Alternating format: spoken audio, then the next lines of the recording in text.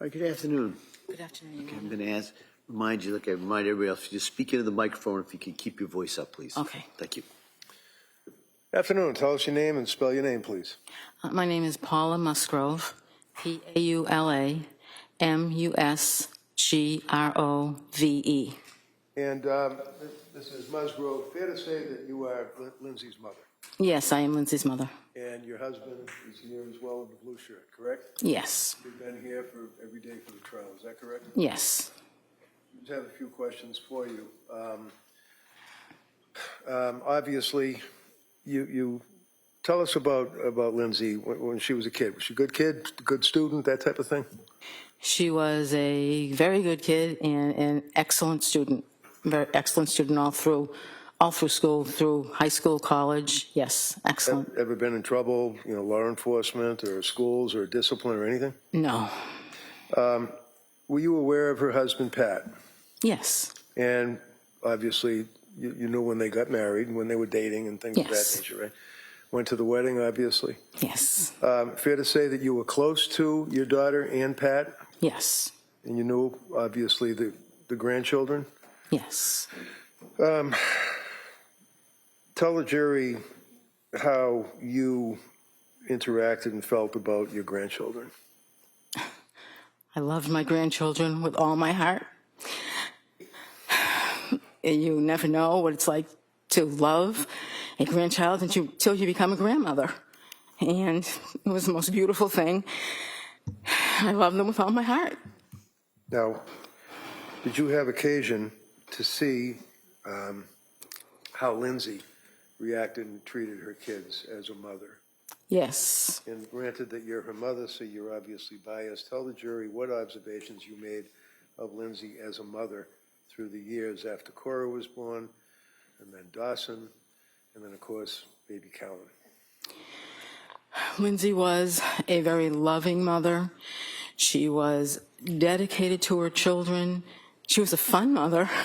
She was always doing things for her kids. She always wanted to be a mother, have many children, and I felt it was the best thing that ever happened to her. And she would do anything for her children. She was just a loving mother. Now, in 2022, Callan was born. Is that correct? Yes. Did you stay in touch with Lindsay and Pat during that period of time, the spring into the summer of 2022? Yes. And how often would you see them or talk to them, or what would you do? You go to cookouts, or would you have parties, or how would you socialize? Myself and my husband would travel from Connecticut to Duxbury at least 2 or 3 times a month, as well as them coming to Connecticut to visit us. And would you agree that in the summer, for example, of 2022, that Lindsay and Pat were active with the kids and were pretty happy?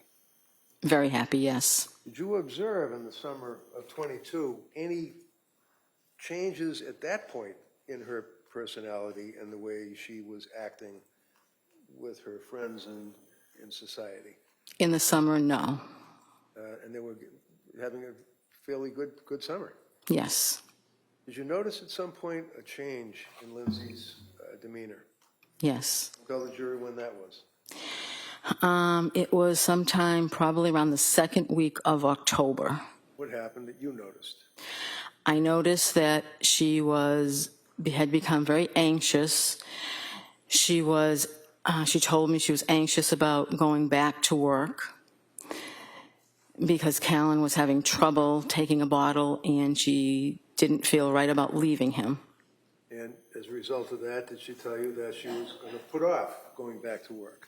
Yes, she told me she was applying for an extension. Now, did you know at that point that she was going through any issues involving depression or anxiety or having any suicidal ideation or anything like that? At that point, no. At what point, if any, did you become aware that your daughter was suffering from this symptomology? In late October. And how did that come about? She sent me a text message. And do you recall when that was? Yes, that was on October 20th. Now, Your Honor, the government has introduced into evidence the entire of the phone dumps, if you will, and I think they put it on a disc, and it's probably thousands of pages, but I do have the text thread that deals with that time frame in October. I'd like to offer that so that it's apparent what I'm referring to rather than having to search through thousands of pages of a disc.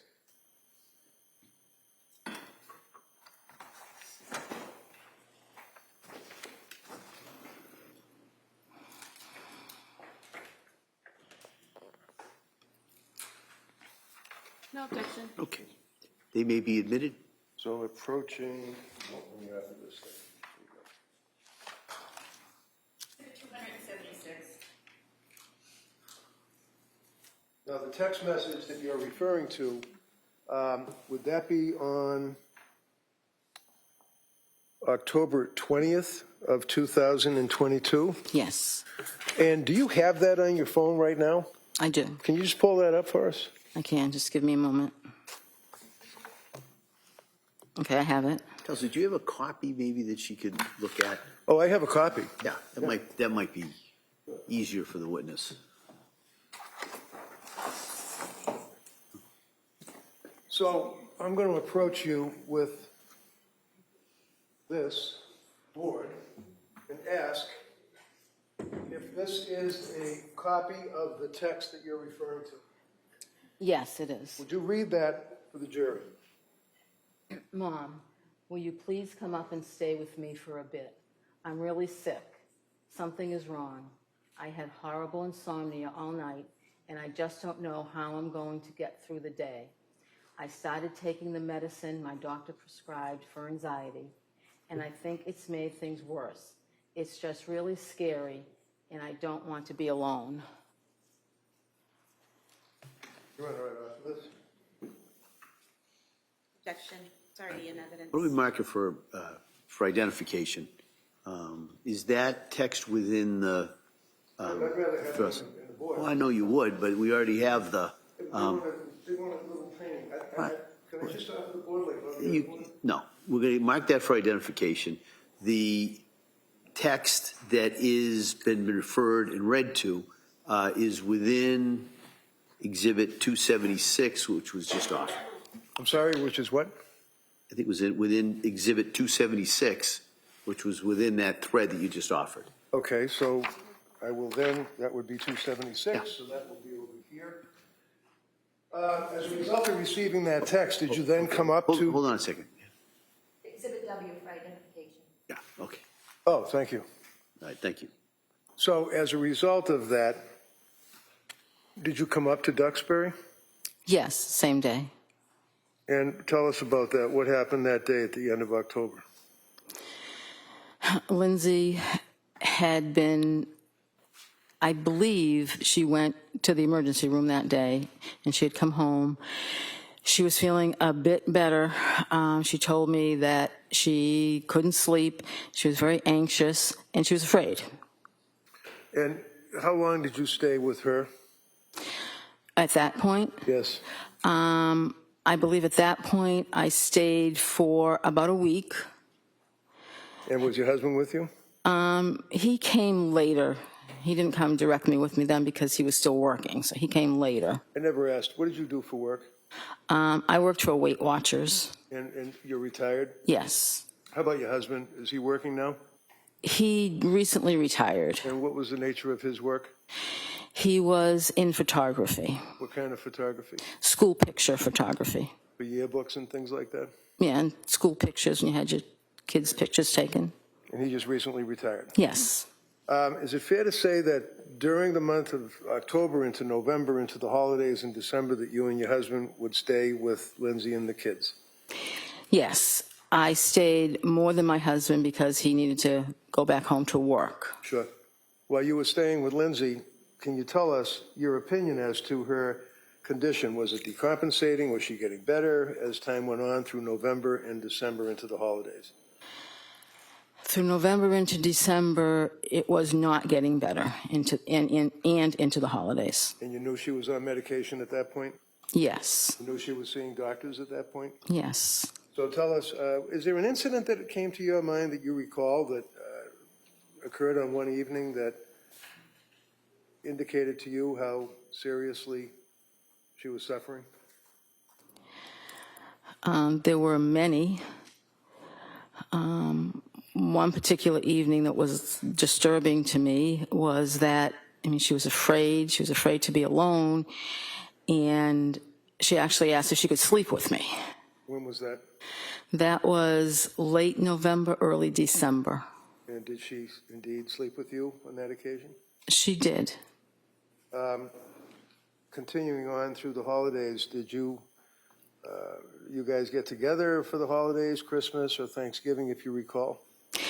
Yes, I was down there probably most of December through Christmas Eve, and then I left on Christmas Eve to come home to see my other daughter and her family, and then Lindsay actually came to my house later the day on Christmas Day. Was she with Pat? Yes. Okay, and the kids? Yes. During that period of time, did you make further observation as time went into January? Oh, back it up. At some point, she voluntarily went into McLean Hospital? Yes. You knew that? Yes. How did you know that? I was there. What do you mean you were there? I was at Lindsay's house staying with them. You take care of the kids? Yes. And it's fair to say that Pat's parents, mom and dad, also stepped up, taking care of the kids, helping out during this period of time? They were there, I guess, when we weren't there.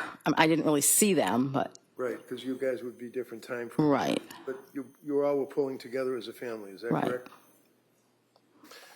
January, leading up to January 24th, do you recall, and can you tell the jurors what, if any, observations you made of Lindsay and her condition? Lindsay had lost a lot of weight. She had become, during this whole time, paranoid about different things that really she shouldn't have, really weren't logical to become paranoid about. She would mention that this wasn't her mind. She would say to me, this isn't me. I've never been like this before. And I would agree because she wasn't. She was attempting to go through the motions of her day, take care of the kids as best she could. She didn't want to drive. So at times when Pat didn't go pick the kids up at school, I would drive Lindsay to pick the kids up at school because she was afraid to drive. Did she express to you concern that in this time frame that people at the school, teachers and other people would be able to know what she was thinking and would think that she wasn't a good mother because she was sick? Yes, she said, the school knows something's going on because I'm not driving my car. They see that I'm not driving my car to pick the kids up. Do you recall the end of January that she made a statement to you about the medication, in her opinion, what it was doing to her mind? Yes. What did she say? She said that she couldn't remember anything. The medication was pretty much just destroying her mind, and it wasn't her. She said, this isn't me. I just want to feel better and enjoy my kids again. Now, I know that this is difficult. In December of 2022, do you recall the time that you were in the kitchen with Lindsay and Patrick and she made a statement about her state of mind to her husband, Pat, and you were there? Yes. I know it's difficult. Just tell us what you remember. I remember her being very nervous. I remember her saying, I just have to tell you guys something. And then she told us. What did she tell you? She told us that she had thoughts of harming the children. Thank you very much. Why don't we take the afternoon recess at this time? We'll come back for cross-examination. All right. So, ma'am, you can step down. Thank you.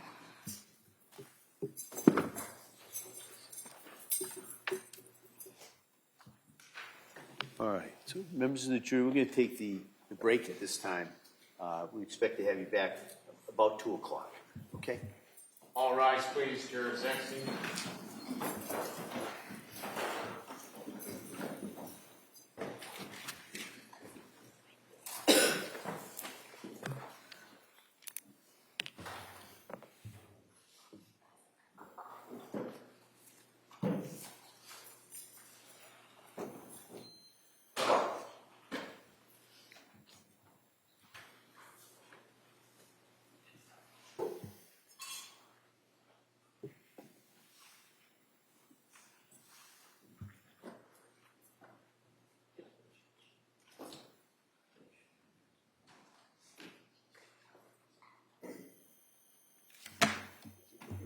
All right, Counsel, can I see you just for a second, just kind of time-wise?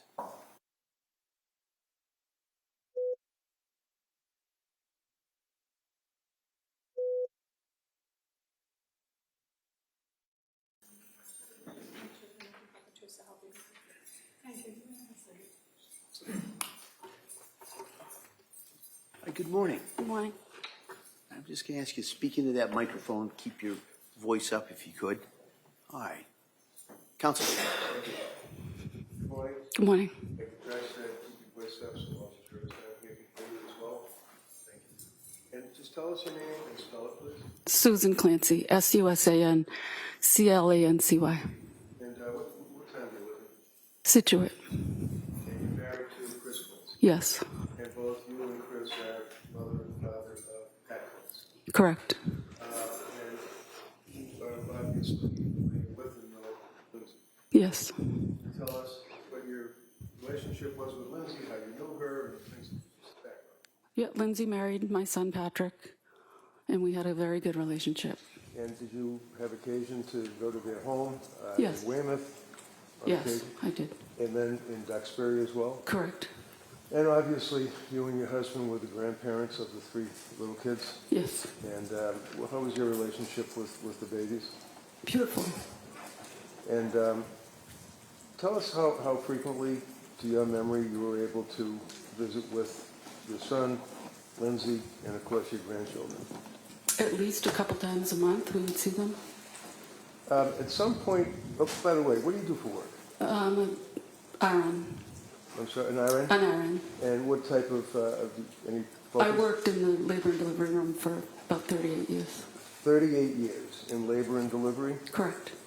helping women that were having babies. And Correct. obviously you kept up with the studies and continuing education and things. Yes, I did. To that extent, in your capacity as an RN with 38, well back then it would have been 35 years of experience, I think. Yes. Fair to say that you, as I said, you would keep up with all of recent developments in postpartum psychosis, postpartum depression, all of that. Somewhat, but I mainly just was in the delivery room So itself. were you aware of the various physicians that were in the forefront, if you will, of postpartum studies as it relates to medicine? Yes. And would one of the people that you were interested in be a person by the name of Dr. Meg Spinelli? Yes. And can you tell us who Meg Spinelli is? I don't really know Meg Spinelli well. We've spoken a couple of times. I believe she specializes in postpartum mental health. And have you met with her before? Not in person. Okay. Did you at some point ask Dr. Spinelli to help out at your hospital, and I guess they call it a rounds lecture? I asked her to bring on her experience and education in that area and share it with my colleagues. Did she do that? She did. And as time went by, dealing with your job, your family, your son, daughter-in-law, grandchildren, did you notice in 2022, after Callan was born, any change in the personality, if you will, of Lindsay? Several months after that, I did. Would that be sometime in the fall? Yes. And can you tell the jurors, being as close as you were with the family, well, let me back up. As a mother-in-law, did you have any observation to observe Lindsay with her kids? Yes. Can you tell the jurors about how you saw her acting with her children as a mother? She was very nurturing, very loving. She was a wonderful mother. Wonderful. Did you ever see her treat her middle son, Dawson, bad because you didn't like him? No. Did she love Dawson, in your opinion? She loved her children, all of them, very, very much. And during that period of time, in, let's say October, November of 2022, what did you observe about Lindsay? She reached out to me in November and told me that she felt unwell. Did she describe any symptoms for you? She did. Tell the jurors what she said. She felt, mostly she had insomnia. She was losing her appetite. She was very anxious and sad. Did she tell you that she was seeing doctors? Yes. And at some point, did you recommend, did she come to you and ask you for help regarding seeing a doctor? Yeah, she asked for my support. And did you obviously gave it to her? Yes. And what did you do to make any recommendations for her?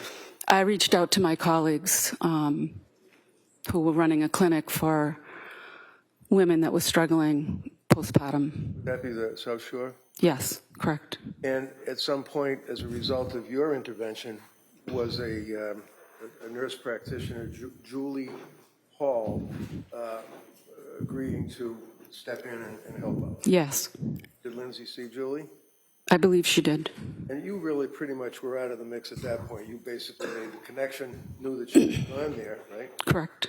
Did you find that Lindsay was interested at all times in trying to get better and see doctors? Very much so. Did you find at all, do you have an opinion with your observations of Lindsay as to whether or not she was offered help and would just spurn it and not see doctors and not have She was treatment? begging for help. And during that period of time, you were there for her by text and by telephone and in person. Correct. Now, during that time that you were, let's say November and into December, the holiday season, do you recall the holidays for 2022? Yes. Can you tell us, was that a fun time for the Clancys? Lindsay was struggling. We were all very concerned. You knew in January, New Year's, actually, that she ended up going Yes. to the McLean Hospital. Yes. You know that she'd eventually get out of the McLean Hospital. Yes. Fair to say that you and Lindsay, as I said, communicated a lot by text messaging, right? Yes, correct. So I'm going to approach you with extraction report. This is a report that is done by the DA's Office of the State Police, Mr. Whiffen, on what's called Celebrate, where they can go into, did they examine your phone? No. They examined Lindsay's phone and obtained texts. Have you seen the texts? I think so. Okay, I'm going to approach you with the extraction report. Okay? And if you can just take a look and see if your telephone number is on there, just for foundation purposes. Or if you, it is, okay. And just quickly flip through and see if you recognize those texts. You don't have to look at all of them, that's for sure.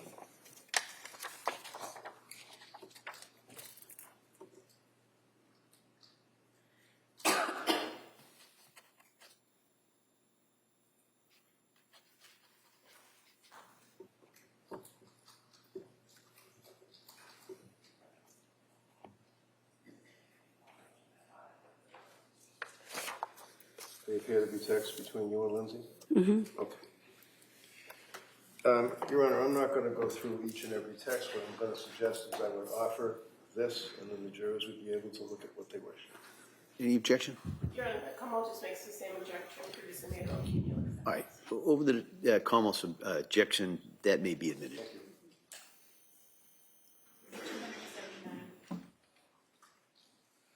Thank you very much. Carmel?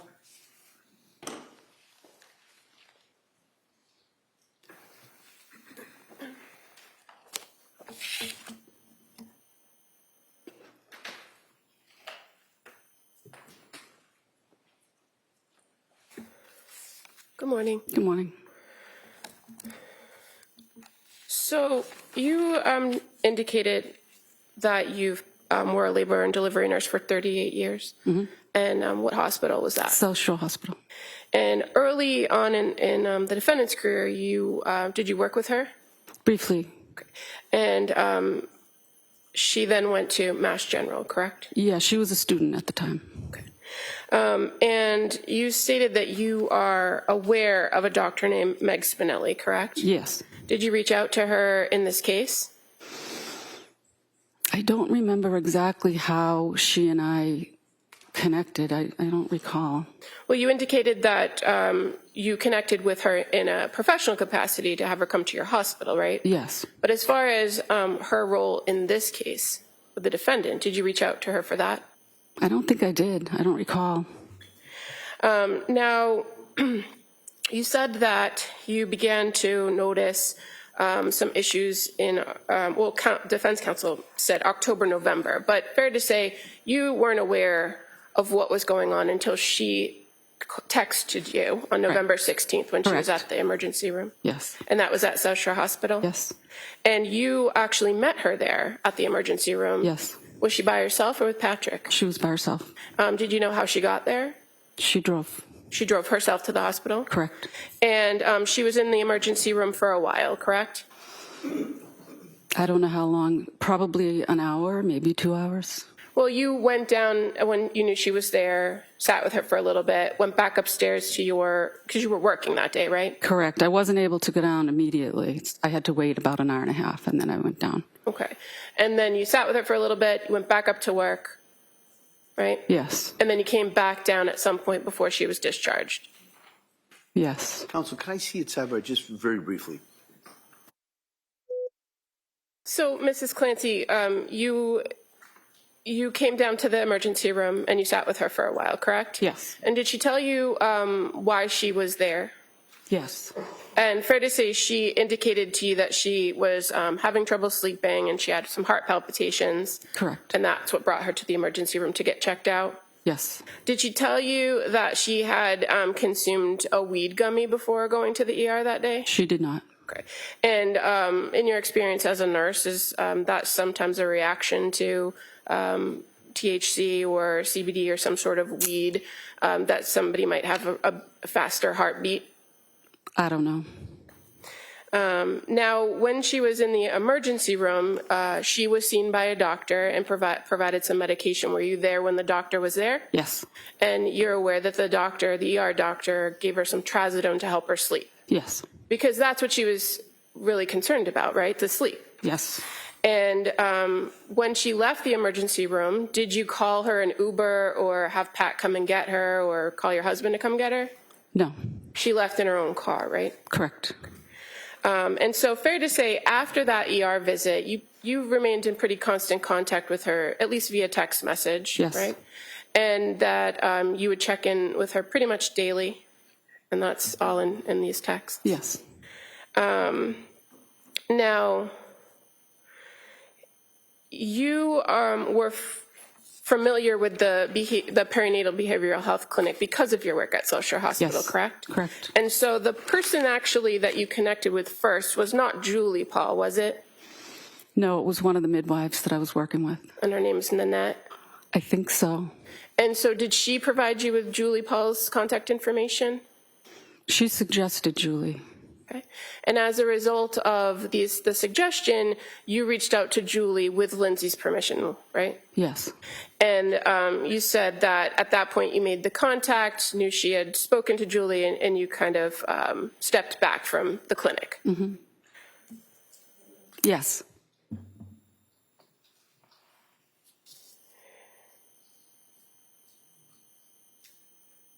You're aware Julie Paul is one of the only prescribers that the defendant encountered that's not personally named in a civil lawsuit that's pending, don't you?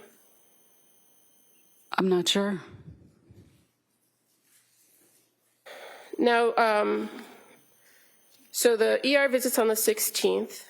Contact is made with Julie Paul on November 20th, right? It sounds right. Okay. And that would have been your phone call to her first. I don't remember exactly. in the time period, well, you knew she was going and going to see providers and meeting with Julie and going to the clinic. Did you offer to help out more with the kids? Yes. You were still working full-time at that time, weren't you? Yes. So fair to say it was kind of limited based on your schedule? Correct. Did you have a normal schedule that you worked at that time period? I don't know what you mean. Well, as a nurse, did you work day shifts? Did you work mids? I worked the day shift. So did you offer to watch the kids at nighttime? I don't remember exactly.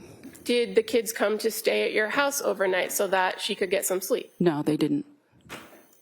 Fair to say you offered and she didn't want the kids to come to your house, right? No, that's not right. Well, did they ever sleep over your house? No, they didn't. And Cora was 5, right? Yes, correct. She turned 5 that December. So at any point, they never stayed over? We decided together it was best for them to be in their own beds at their own house with all their belongings. And Lindsay's parents were very actively involved in staying over and helping out. So it was the best decision that they stay home in their own beds. So prior to the November of 2022, did you and your husband ever come and stay over the night so that Patrick and Lindsay could go off? We never did stay at their house. And as far as kind of watching the kids or taking the kids outside of the house during the daytime, did you often take Cora on kind of day trips out to lunch? Yeah, we used to go to lunch together. How about Dawson? Did you take him one-on-one out to? Not as much. He was younger. And how about Callan? Did you ever take him out of the house without Lindsay? No. And are you aware that Lindsay told one of the therapists that she wasn't close with you as in-laws? And that I didn't know that, no. That she said she doesn't generally allow the in-laws to watch her children? I did watch the kids. Okay, but are you aware that she told the therapist that? No. Are you aware she told the therapist that she didn't have any particular reason why and that they don't bug me about it either? I didn't know any of that. Now, Lindsay, the defendant, she communicated with you via text about her issues with sleep and the medication she was taking, right? Yes. And as far as the ER visit where the trazodone was prescribed, do you recall having a back and forth conversation with her about that it's okay to increase it if you weren't getting any relief? The doctor told her that, so I repeated that. Okay. And so you're aware that she was, in fact, increasing the dose? I did not know that.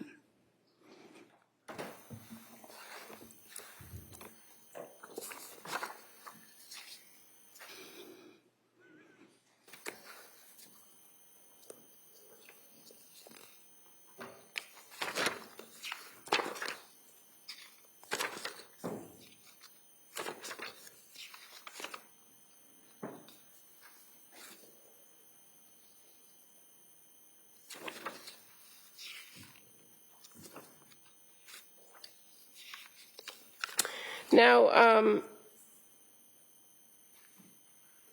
once she was seeing Julie Paul, did you continue to have conversations with her about how she was feeling? Yes. And you knew that she was taking some new medications after she saw Julie, right? Yes.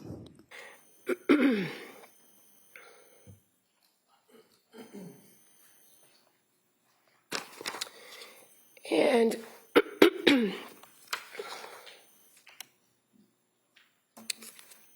sorry, these pages are different than mine.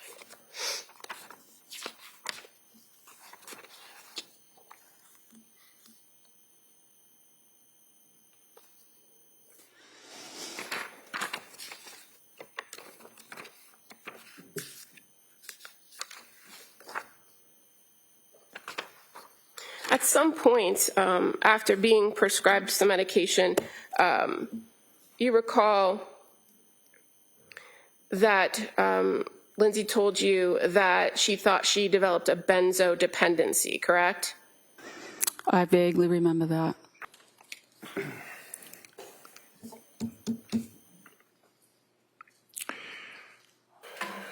Yes. What did she say to Dr. Tufts?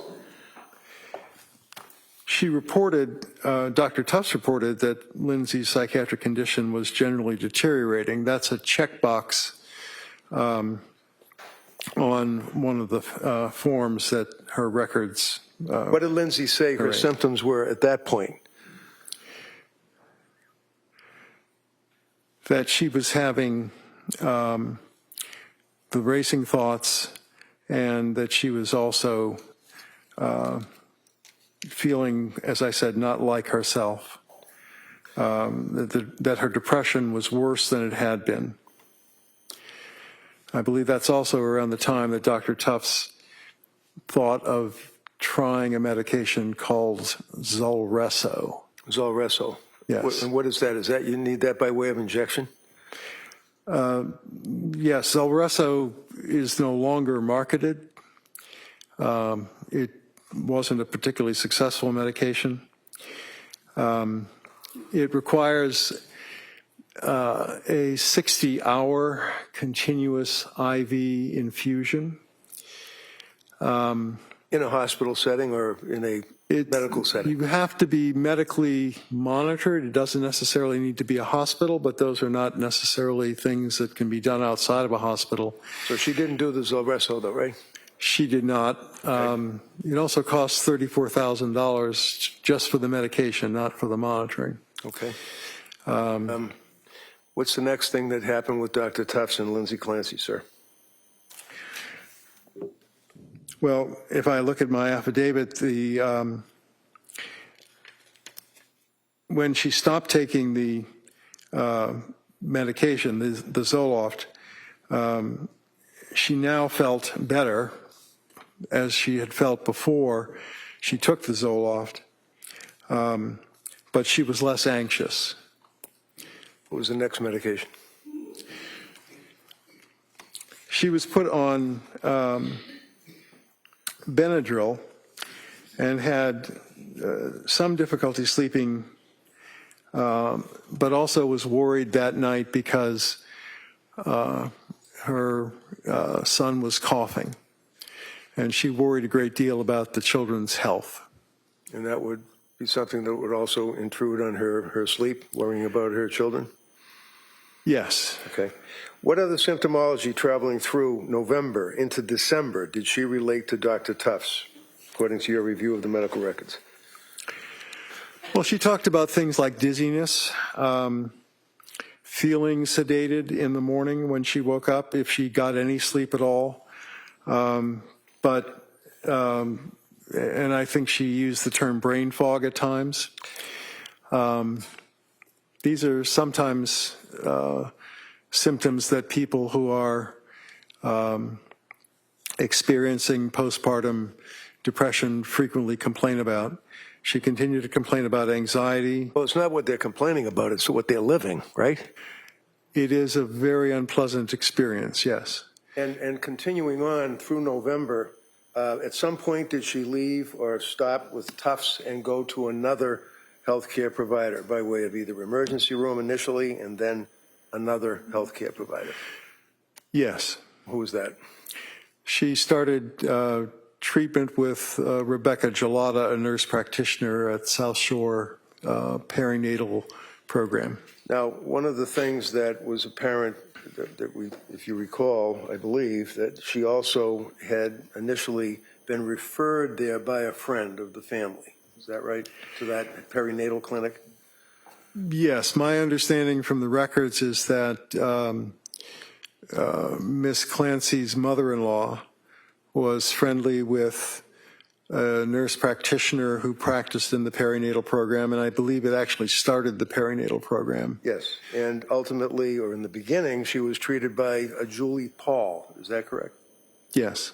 Do you remember looking at the medical records and that on November 27th of 2022, nurse practitioner Julie Paul reported that Lindsay stated that she was disassociated, that she was not in touch with reality. Do you remember that? Yes. And what is that a symptomology? Is that a symptom of psychosis, to be disassociated and not in touch with reality? It certainly can be. Dissociation can mean that people feel like things around them are not real. Right, and that's a pretty serious feeling to have, right? It is. And that's pretty common, unfortunately, with women that have postpartum psychosis, right? It certainly can be, yes. And what are the other symptomologies of postpartum psychosis, sir? Well, psychosis in general just means a lack of understanding of what's real as opposed to what is not. So a person with psychosis can have delusions, which are fixed false beliefs. They could believe that, for example, they have been told by God to do something. Okay. They can also have hallucinations at times. What kind of hallucinations? Most people have auditory hallucinations, not visual hallucinations. Hearing. Is that correct? Auditory is hearing, right? Yes. Okay, as opposed to what? As opposed to visual hallucinations. Visual. And in the course of reviewing the medical records, did you see that, in fact, that Lindsay had auditory, no visual hallucinations, but auditory voices? At times, she reported that she had heard a voice, yes. Okay. Do you recall that as the time went by that she, in December, do you remember seeing in the medical records that she was relating that she was heavy, that she couldn't get out of bed, that she couldn't bathe, that she couldn't react, she couldn't love, she couldn't feel? Do you remember any of that from looking at the medical records? Yes, those are all phrases that I recall from the medical records. They were all coming from her, right? Yes. To the doctors. Yes. That would be Dr. Tufts and then Dr. Gelada. Is that right? Nurse Gelada. Sorry, nurse practitioner Gelada. Do you recall, sir, that nurse practitioner Gelada prescribed additional medications to Lindsay during that period of time from November through December? Yes. Can you tell us what they were? I'd have to look to be sure, but I believe she continued the Benadryl at times. And there was some talk about the use of Buspar, but I believe that was Dr. Tufts. About the what? I'm sorry? I said it. I'm sorry? What was the word you just used? Sorry. Buspar, which is the brand name for Buspirone, which is an anti-anxiety medication. Right. How about Remeron? Was there ever a prescription for Remeron? Remeron is a different kind of antidepressant, which helps people sleep a little bit and also sometimes helps their appetite. Yes, that was another. The answer is yes, she was prescribed Remeron? Yes, she was. And that's an antidepressant? It is. Is that mocking or similar to, but not exactly the same as the selective serotonin reuptake inhibitor, Zoloft, Prozac, things of that nature, right? It's similar in the sense that it has an antidepressant effect. It has some effect on serotonin. It has some effect on the adrenal, adrenergic system as well. The what? The adrenergic system. Adrenaline is a neurotransmitter. It's also a hormone that circulates if you are suddenly scared or something like that. You get a surge of adrenaline. So if you were in a near-miss car accident, you might find yourself shaking because adrenaline will flood into your system from the adrenal glands. But it's also a neurotransmitter, and mirtazapine has some effect on that. And you said mirtazapine. Is that the same as Remeron? Yes, Okay. sorry. So it's two different names, generic and not generic. Mirtazapine is the generic name, and I was taught to use generic names. But Okay. yes, Remeron is. Around this time, Lindsay has been prescribed the Prozac, she had been prescribed the Remeron, she had been prescribed the Benadryl, she had been prescribed other medications very similar to the SSRIs. Is that correct? Yes. All right, and does the selective serotonin reuptake inhibitor, that's fancy word, what does it mean? Isn't that serotonin in your brain? Doesn't it block or in some fashion affect your brain? It's a little complicated to explain, but Let's explain serotonin. it. Tell the jury what serotonin means and what happens when you take an SSRI, please. Okay, serotonin in this sense is a neurotransmitter. The brain is a relatively complicated place. It has about 86 billion nerve cells. They've got thousands of connections to each other. but they're not like the wires in your house where you put two pieces of wire together, twist the copper, and then put a nut on that. Nerves don't touch. They go close to each other, but there's a space between them, and that's called the synaptic cleft. One nerve secretes a neurotransmitter into the synaptic cleft, and it moves over to the next nerve in line where there's a receptor. Serotonin does that in the synaptic cleft, but it's also taken back up by the nerve that secreted it so it's reuptaked. So a selective serotonin reuptake inhibitor slows down the reuptake of serotonin, prolonging its activity in the synaptic cleft, which causes the next nerve in line to be activated. I'm sorry that it's so complicated. So that's what serotonin is doing, and that's what a reuptake When a woman inhibitor is does. pregnant or has just had a baby, can you tell me what effect, for example, hormones have when a person has a baby? I know we're two guys, but I mean, do you know what happens when a woman has a baby? I've been at quite a few deliveries, yes. Okay. The fact is that many hormones increase. So progesterone is a hormone that many people have heard of.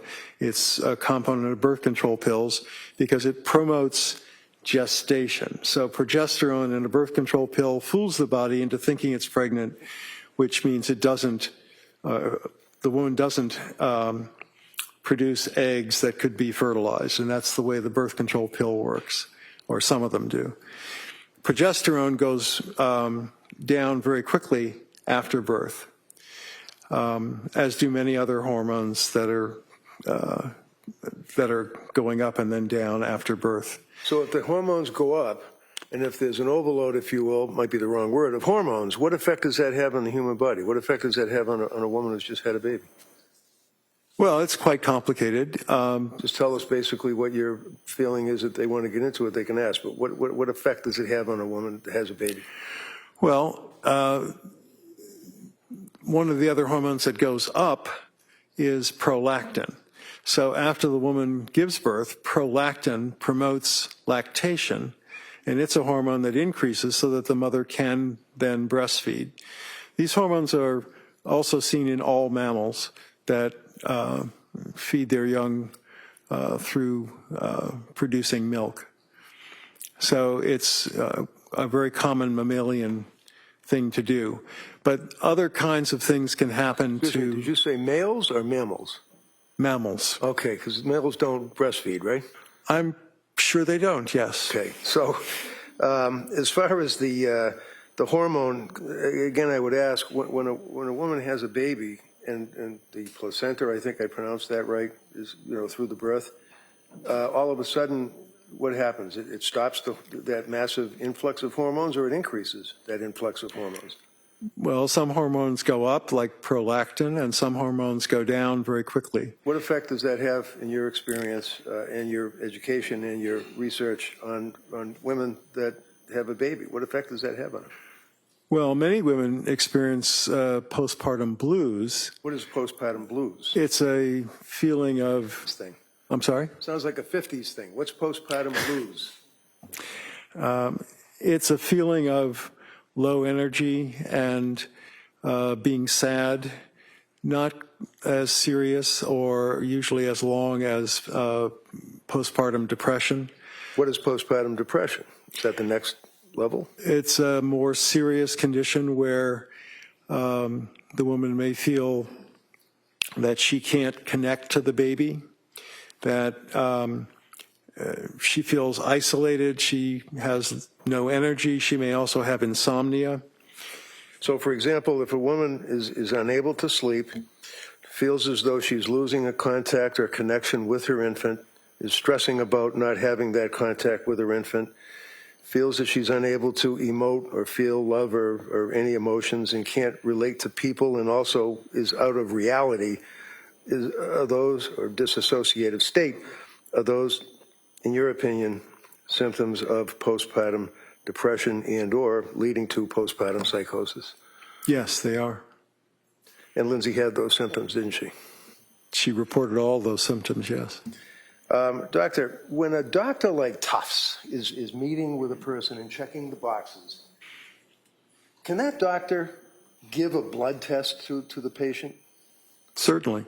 Is that important in your opinion, that a doctor give a patient, especially a woman who's coming to them for help with these symptoms, give them a blood test? Yes. And again, we all know what blood tests are, but just tell me, I mean, is that a simple test? Is it a complicated test?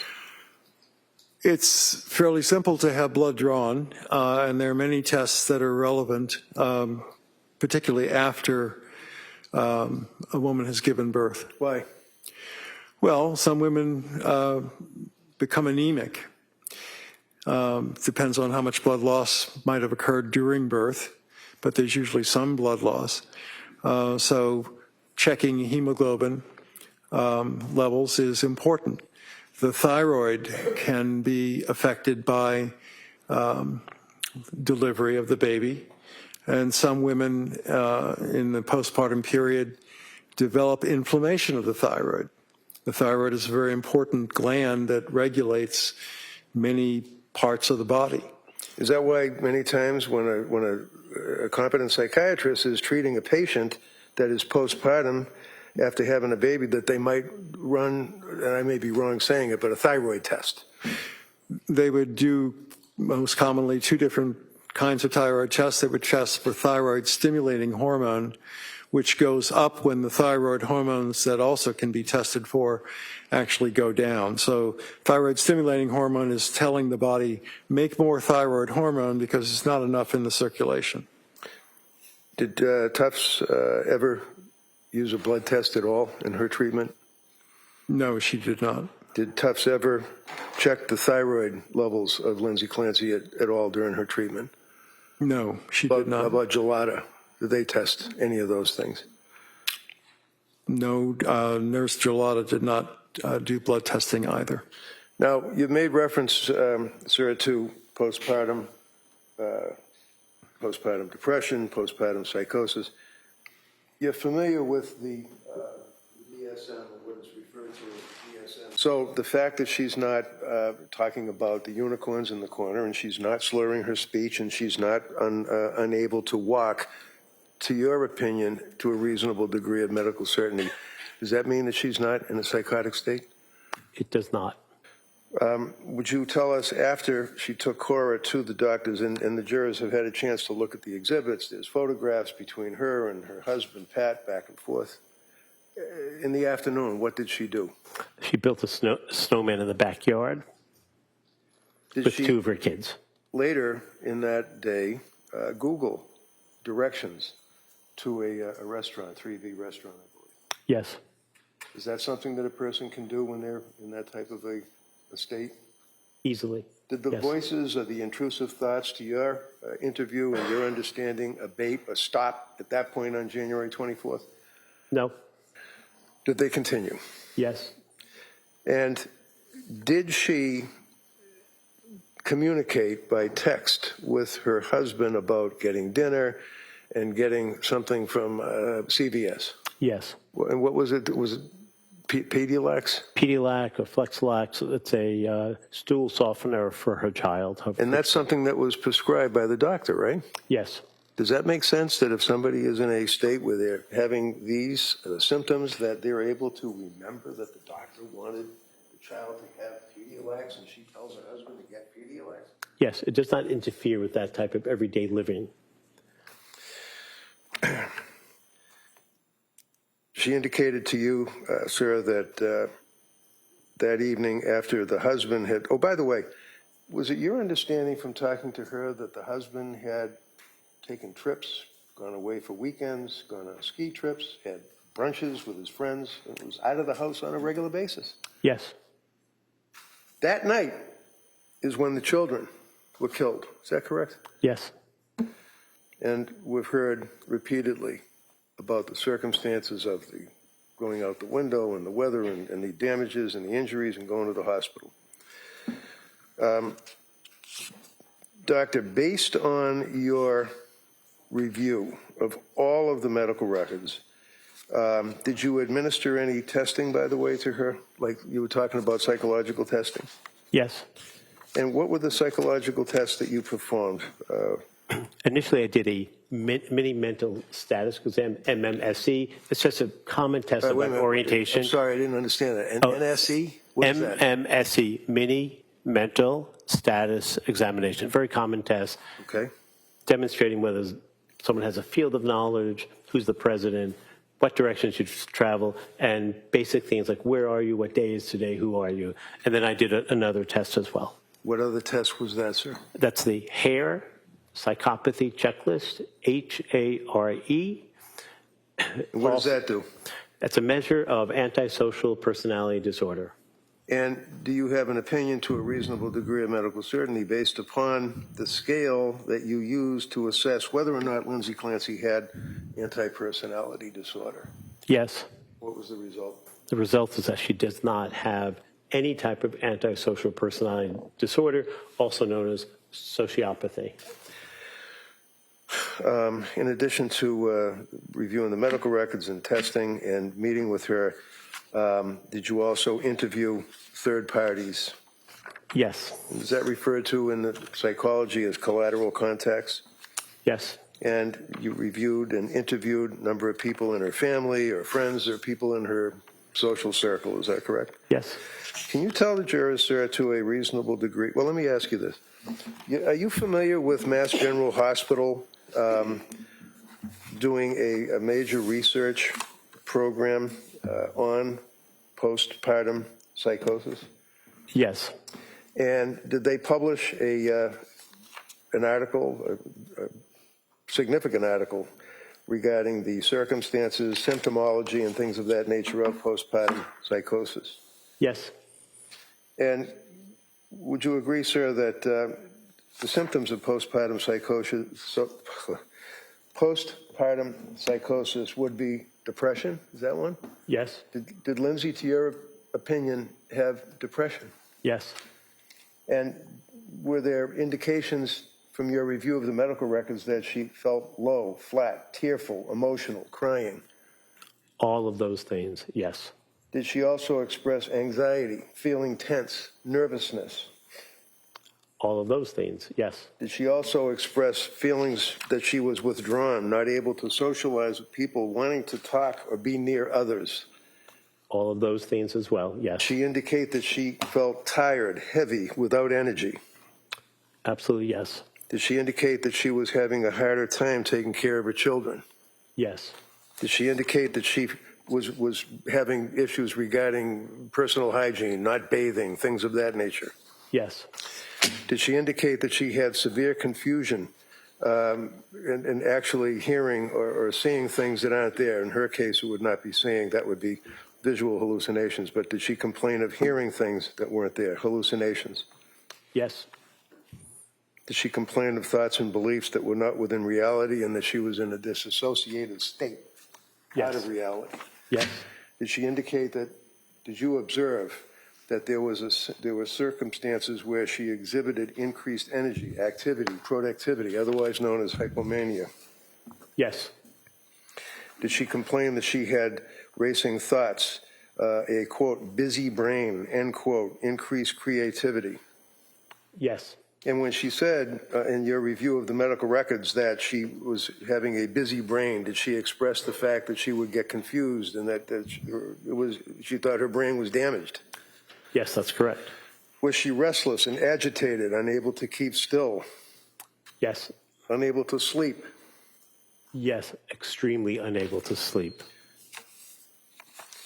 So can you tell this jury, sir, in your opinion, to a reasonable degree of medical certainty based upon all of what you have reviewed, all of what we have talked about, all of what you have considered, as to whether or not at the time of this incident resulting in the killing of these 3 little kids that she was suffering from a mental disease or defect, such as that she lost substantial capacity to appreciate the wrongfulness of her act, or, in the disjunctive, was unable to conform her conduct to the requirements of the law? Yes. Tell the jury what your opinion is, please. My opinion is that she did have indeed a mental disease or a defect. That's a legal construct, not a DSM-5 one, but she had bipolar disorder with postpartum psychoses. In addition, she was unable to conform her behaviors to the rule of law, and she had no appreciation for the wrongfulness of her act. Thank you, sir. You're welcome. All right, Kamal?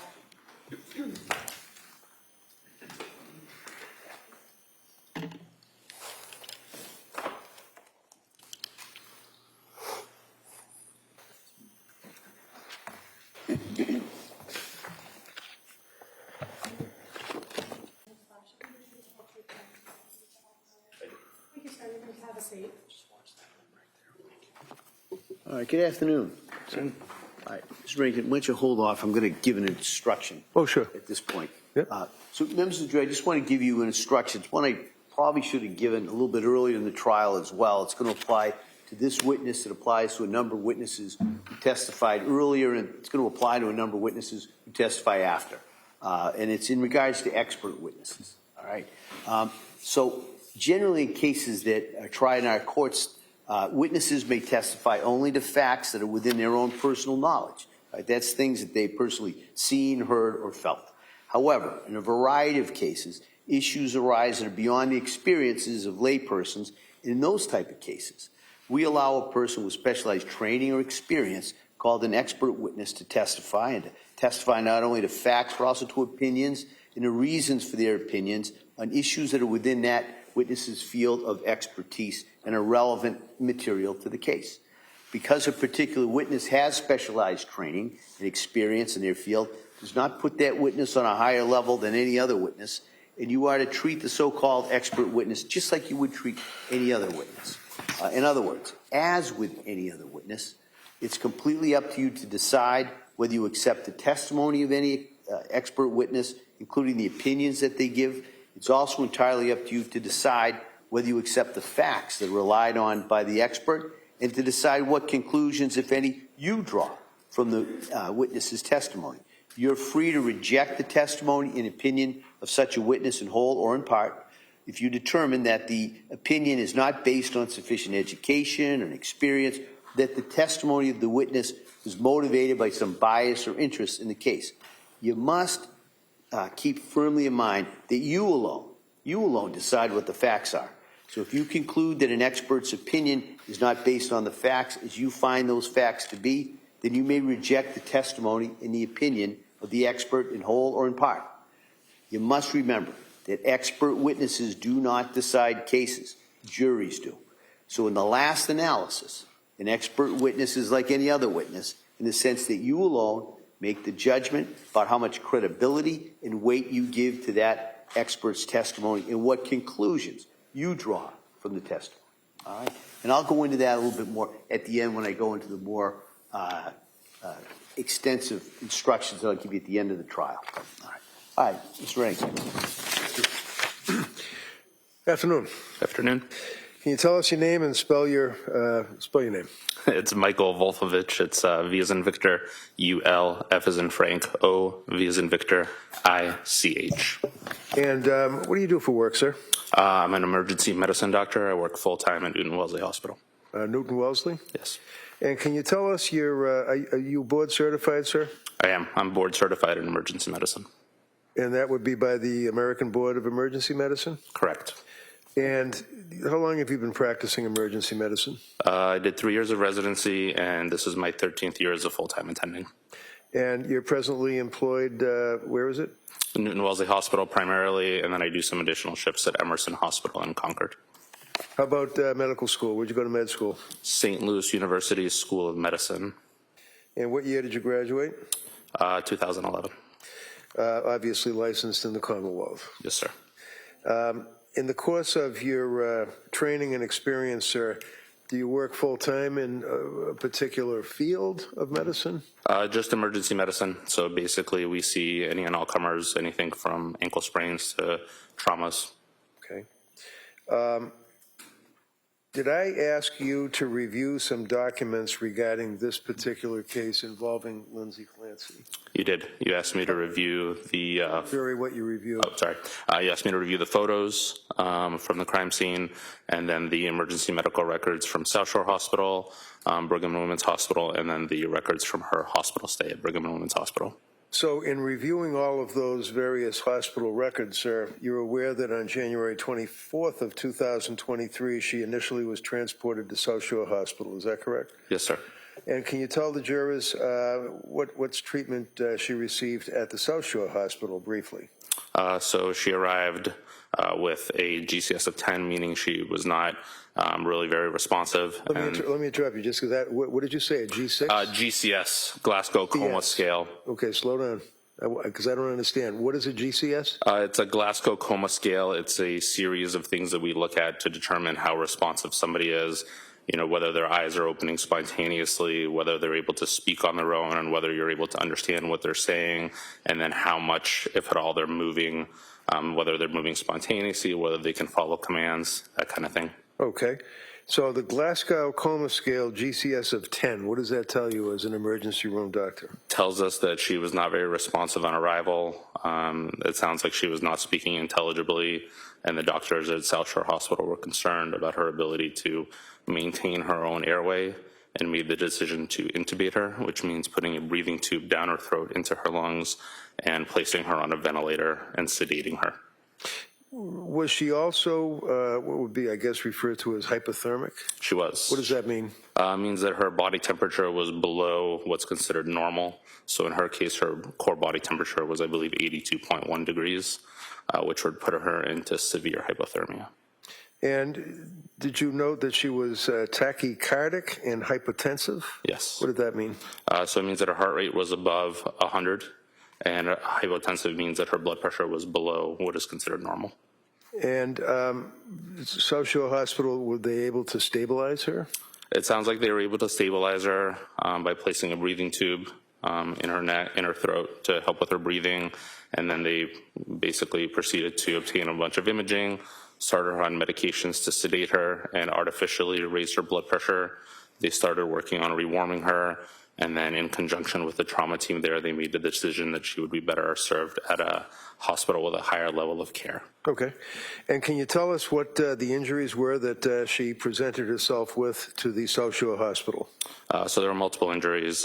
She had lacerations to bilateral wrists. When you say lateral, what does that mean? Bilateral, both sides. So she had a laceration both to her left wrist and to her right wrist, and then multiple superficial lacerations as well. And then she also had multiple superficial lacerations to both sides of her neck, the front of her neck, and 2 deeper lacerations to the sides of her neck. So when you say superficial lacerations and then deeper lacerations, do you recall what's the standard? What do you look for in something like that? So it's tough. Everybody will describe them a little bit differently. In her case, I would describe multiple superficial lacerations, which would typically mean kind of scrapes on the surface of the skin, nothing that actually gets through the full thickness of the skin. And then she also had full thickness lacerations, meaning that she made it all the way through the skin into the subcutaneous tissue, the fatty tissue. And then you would need to describe it further if any additional structures were injured, which in her case they were not. Now, in your experience for a number of years in the emergency room, have you had occasion to treat people that have tried to commit suicide or successfully committed suicide by cutting their throat? Multiple times. Multiple times. And can you tell us, in your opinion, to a reasonable degree of medical certainty, sir, as to whether or not this injury or these injuries that you observe were consistent with what you've seen in other suicide attempts? Sustained.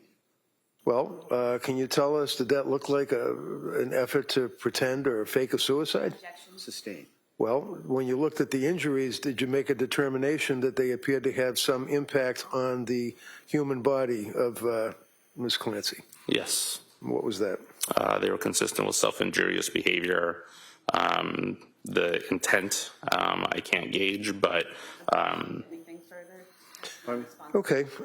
Next question. Yep, thank you. How about the wrist? What did you observe about the wrist injuries, sir? So she had 2 full-thickness lacerations, one on the left and one on the right. What does that mean? Means that she made it all the way through the epidermis and the dermis, which is what makes up the skin in the wrist, and into the fatty tissue, which is the next layer. Okay. Are you familiar in your experience, sir, with hesitation wounds in a suicide attempt? Yes, to some extent. What does that mean? Means typically that they're more kind of subtle, weaker attempts to hurt yourself, not necessarily anything that's going to be deep to the structures of the skin, but more just scrapes along the surface. Okay, and you noticed some of those on the neck area as well, is that correct? There were multiple of those on both the neck and the wrists. As it relates to the injuries to the wrists, did you observe any vascular structures or penetration of the cervical, the fascia? There was not. Okay. What other injuries did you recall from reviewing the medical records? So she also had multiple fractures in her cervical spine, which are the vertebrae that make up her neck, including what's called a burst fracture of C1, and then other fractures of C4. She also had fractures of multiple levels of the thoracic spine. I believe she had multiple transverse process fractures on both the right and left. What does that mean, transverse fractures? Transverse processes are lateral projections, basically projections that go sideways off of the bone that allow the ribs to articulate, connect with the spine, and they also allow muscles to connect, and they help support the basically overall ring structure of the spinal canal. And was she then transported by med flight or life flight to a Boston hospital? She was. What does that tell you as an emergency surgeon when someone's transported by med flight or life flight? Typically means that her injuries are felt to be severe enough that she needs immediate intervention and further treatment, that the hospital that is basically necessitating the transport is saying that they cannot provide at their facility. She was then transported to what hospital? Brigham and Women's Hospital in Boston. She was admitted to what unit? Surgical ICU. And you had a chance to review all those medical records as well? I did. Did she suffer a particular event that night that you recall from looking at the records? She did shortly after arriving in the surgical ICU. It sounds like they were moving her, and when they moved her, they noticed that her blood pressure dropped, her pulse became faint, and subsequently she actually suffered a complete cardiac arrest and required 2 rounds of cardiopulmonary resuscitation with compressions and medications before she was able to be revived. And she also, to your knowledge, had suffered significant hemorrhage and had to have a fairly massive blood transfusion? Yes, they placed chest tubes, which are basically plastic tubes that go into the chest cavity on both sides, and had about 300 cc's of blood come out from each side, and there was also noted to be significant hemorrhage around the spine and into the mediastinum, which is the portion of the chest that houses a lot of the organs like your esophagus, your trachea, blood vessels, that kind of thing. Now, if there's a fracture or a serious fracture to, I believe it's C1, does that interfere possibly with a person's ability to breathe? It does. And how does that work? So if you have a fracture that affects the spinal cord above a certain level, typically above the 3rd cervical vertebrae, it basically removes your ability to initiate breathing on your own. Your 3rd, 4th, and 5th cervical vertebrae, the nerves that lead from there, are the ones that are responsible for telling your diaphragm to go up and down and help you breathe. And so if you lose the ability to send that signal down to your diaphragm, you lose the ability to breathe.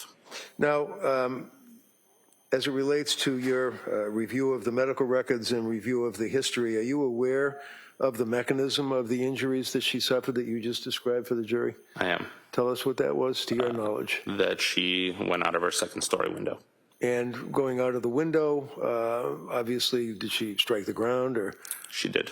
And that caused the injuries, the mechanism of injury? Yes, it's consistent with all of her injuries. Now, with your experience, sir, with, as you indicated, dealing with people in the emergency room and treating people that have been involved with sequential acts of self-harm, do you have an opinion to a reasonable degree of medical certainty as an emergency board-certified physician as to the effect of the combination of the multiple sequential injuries that you saw? Can I see counsel at sidebar? I'm just. I can withdraw it, Judge. I'll withdraw it. Just, thank you very much. No questions. All right, thank you, Doctor. Thank you.